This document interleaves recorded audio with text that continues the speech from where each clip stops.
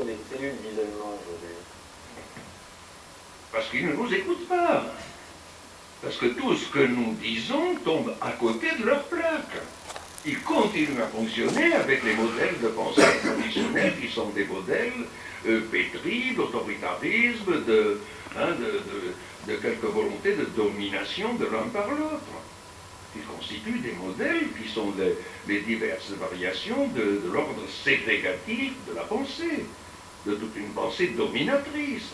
On n'a pas idée devant le sujet souffrant d'être là, comme l'interlocuteur qui l'aide bien à souffrir, de façon qu'avec cette aide, il cesse de devenir aussi perturbant.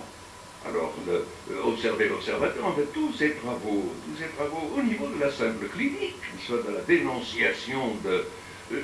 je prendrai un exemple, parce que c'est tellement difficile à expliquer en gros, mais je prends un exemple. On décrit un syndrome qu'on appelle maniaque dans le livre de psychiatrie, et on dit qu'il y a de la causticité chez le malade. Il est caustique, le patient. Or, il suffit d'être pétri d'une certaine trempe, de devenir doué dans l'observation de l'observateur, pour savoir que le patient souffrant en question, il est très différemment caustique à l'égard de qui il est en relation, qu'il est infiniment caustique à l'égard de celui qui ne le comprend pas.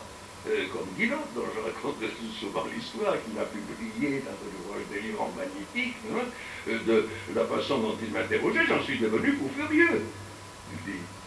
Alors arriver au moins à savoir cela, arriver à démultiplier ses capacités d'écoute et d'écho.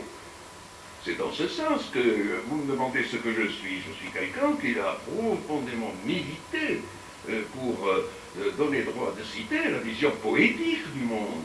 Parce que la vision poétique du monde, c'est celle qui permet d'amplifier la perception des échos et le jeu des harmoniques. Mais ça leur va pas. Pour eux, la poésie, c'est un divertissement littéraire, c'est pas un instrument de pensée et d'échange humain. Alors voilà ce qui nous sépare profondément de ces gens. Il y a là un malentendu dont il est absurde de dire que ce malentendu est fatal.